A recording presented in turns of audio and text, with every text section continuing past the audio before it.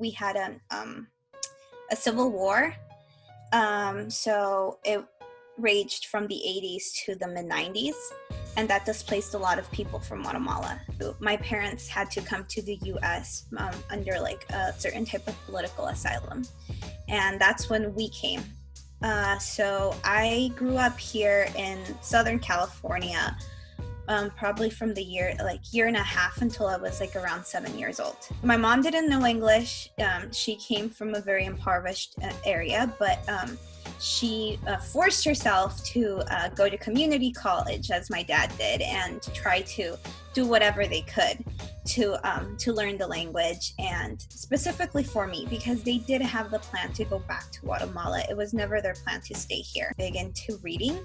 So she made me read with anything that she could get her hands on. And when we ran out of books, she would take me to the library, and went and lived in Costa Rica for 4 years. And then from Costa Rica, I went back around like 12 years old and lived in Guatemala until I was 18.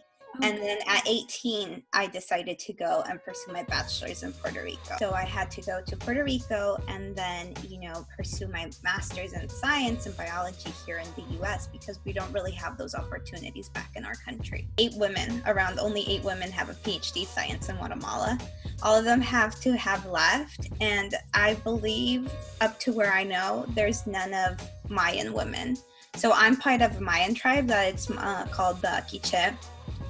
I'm Mayan Quiche, and I have not, and up to my knowledge, I don't really know that there's any women that have pursued a degree in science or a PhD in science. My goal is to really publish, and AJANEL is a Mayan name, and because I want to have girls out there, if they ever look up a paper in science, that there's somebody that has a last name that they recognize as Mayan, to know it's like, hey, this is possible. Like, there is people out there doing the work that I want to do, like science, being a scientist that's in my reach.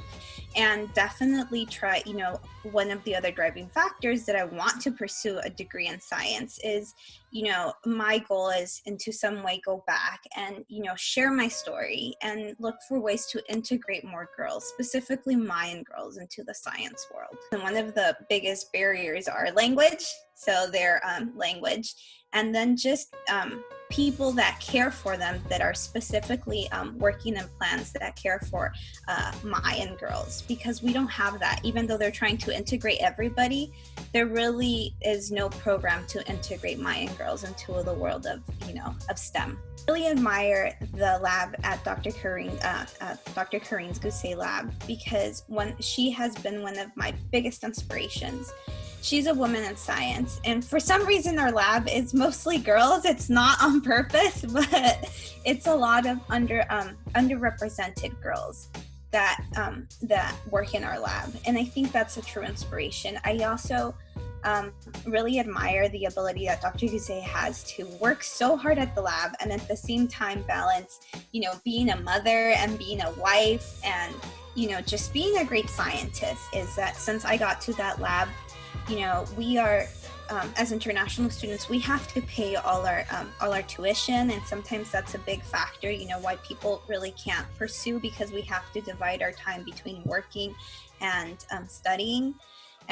And I think that having mentors that not only care for how much you do in the lab, but actually care for you, like, how are you paying tuition? She's the one who told me about the cupboard at school. Like, are you eating well? It's just, it just allowed me to really throw myself into research and learn how much I really, really loved it.